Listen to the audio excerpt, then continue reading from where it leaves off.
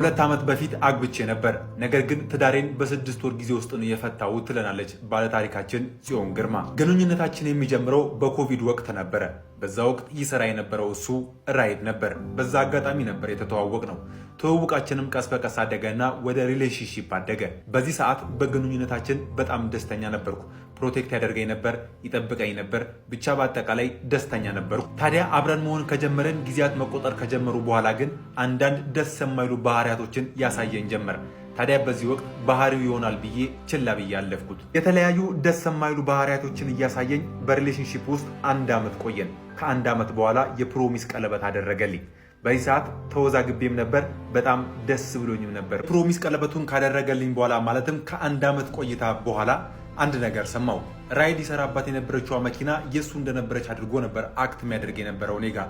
ነገር ግን ያቺ መኪና ከጓደኛው ጋር በጋራ ሆነው በብድር የገዟት መኪና ነበረች። እንደዚህ በማድረጉም ብዙም አልተከፋውበትም ነበር። ነግሮኝ ቢሆን ግን ጥሩ ነበር ብዬ ነገሩን ረስቼ ተውኩት። ታዲያ አንድ ቀን በስራ ሰዓት ስራ ቦታ መጣ። እሱን ላገኘው ወጣው። መኪና ውስጥ ቁጭ ብዬ እያወራሁት እያለ ድንገት ስዞር መኪና ውስጥ ኮንዶም አገኘው። ኮንዶሙ ምንድን ነው ብዬ ስጠይቅ አይ ተሳፋሪዎች ጥለውት ይሆናል ብሎ ብቻ የተለያዩ ነገሮች አውርቶ አሳመነኝ። እኔም ማመንኩት። በሰዓቱ ለሱ የነበረኝ ክብርና ቦታ ይሄን ነገር እንዳምነውና በዚህ ጉዳይ እንዳልጠረጥረው አድርጎኝ ነበር። ቶሎ ረሳሁት። ታዲያ በፍቅር በቆየንባቸው ጊዜያቶች በተደጋጋሚ ስራ የለም እያለ በየጊዜው ያማረር ስለነበረ እኔ ደግሞ አልፎ አልፎ ስራት የነበረች የዲኮር ስራ ነበረች።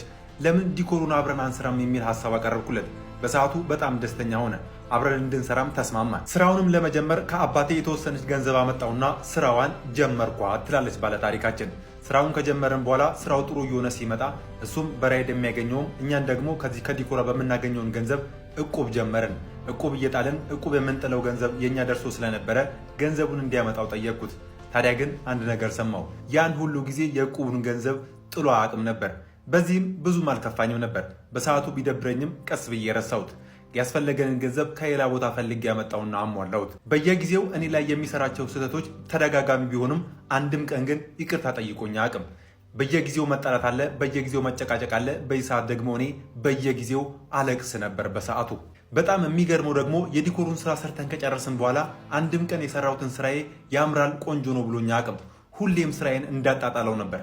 እንዲህም ሆኖ ልንጋባ ወደ ቤተሰቦች ጋር ሽማግሌ ተላከ ትላለች። ሽማግሌው ከተላከ ከቀናት በኋላ የገዟት መኪና በብድር ስለነበረ መኪናዋን ሸጧት። መኪናዋ ከተሸጠች በኋላ እጁ ላይ የተወሰነች ገንዘብ ተርፋ ስለነበረ ኮፊያ ውስጥ መክፈት እንደሚፈልግ ነገረኝ። በስራው ምንም እንኳን ደስተኛ ባልሆንም ደስ ይበለውስ ብዬ የኮፊያው ስራውን ጀመር ነው። ታዲያ ግን መኪናዋ ከመሸጧ በፊት ከጓደኛ እናት ጋር የነበረን ግንኙነት በጣም አሪፍ የሚባልና እናትየውም በጣም አሪፍ ሰው ነበረች።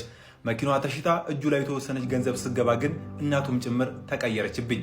ማለትም ለገንዘቡ ብዬ የቀረብኩት አስመሰለችብኝ ትላለች። ምንም እንኳን እኔ ወደ እሱ ህይወት የገባሁት ከገንዘቡ በፊት ቢሆንም ኮፊያው እሱ ከተከፈተ በኋላ እኔ ላይ እየጣለ ወደ ሌላ ቦታዎች መሄድ ጀመረ።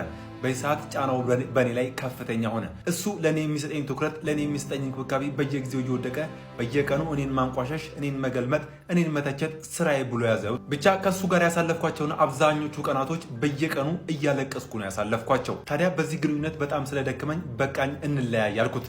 በነጋታው መጣና ተለማመጠኝ፣ ለመነኝ፣ ይቅርታ ጠይቀኝ። ግንኙነታችን ቀጠለ። የሰርጋችንም ቀን ደረሰ። በሰርጋችን ቀን ከእናት አባቴ ቤት መጥቶ ሲወስደኝ ሜካፔን አየኝና ታምሪያለሽ ውብ ነሽ ከማለት ይልቅ ምን ነው ዛሬ ደግሞ የናይጄሪያ ሙሽራ መሰልሽ ብሎ የሰርግ ቀኔንም ጭምር አበላሸብኝ። በዚህ ወቅት ቅስሜን ነበር የሰበረው። ታዲያ ከቀናት በኋላ ወደ እናት አባቴ ቤት መልስ ልንገባ ዝግጅት ላይ ያለን በነበረበት ወቅት ስልኩን ተቀብዬ በስልኩ ላይ አንድ ያልጠበኩትና ያላሰብኩት ነገር አየሁ። እሱም ከሌሎች ሴቶች ጋር ሲማግጥ ወይም ሲወሰልትብኝ የሚያሳይ ተንቀሳቃሽ ምስል በሪሳይክል ቢሉን ውስጥ ተደብቆ ተቀምጦ ነበር። ይሄን ባየው ጊዜ ነገሮች በሙሉ ተደበላለቁብኝ። እሱንም ችዬ ስቄ አልፌው ነበር። ታዲያ ከሌሎች ተደጋጋሚ ጥፋቶቹ በኋላ ወደ እናት አባቴ ቤት ቀጥታ ገባው። ከቀናት በኋላ መቶ ተለማምጦ ይቅርታ ጠይቆ ወደ ቤት ወሰደኝ። ከቀናት በኋላ በድጋሚ ስልኩን አየሁት። እኔ ከቤት አንድ ቀን ሄጄ እናት አባቴ ቤት ባድር፣ እሱ ግን አዳሩን ሙሉ ከተለያዩ ሴቶች ጋር ሲያወራ ነበር ያደረው። ከቀናት በኋላ ወደ እናት አባቴ ቤት ለሁለተኛ ጊዜ ተመልሼ ሄድኩኝ። ለሁለተኛም ጊዜ መጥቶ አልቅሶ ተለማምጦ ይቅርታ ጠይቆ ወደ ቤት ወሰደኝ። እንዲህም እያደረገኝ ግን ወደ እሱ ጋር ከሄድኩ በኋላ አንድም ቀን ሰላም ሆኜ አላቅም።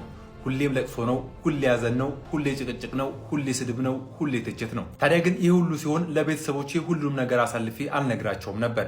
በሚስጥር ነበር ያዝኩት። በጣም ደከመኝ፣ በጣም ሰለቸኝ። በድጋሚ የሚያደርጋቸው ነገሮች ከአቅሜ በላይ ስለሆኑብኝ ወደ እናት አባቴ ቤት ለሶስተኛ ጊዜ ተመልሼ ሄድኩ።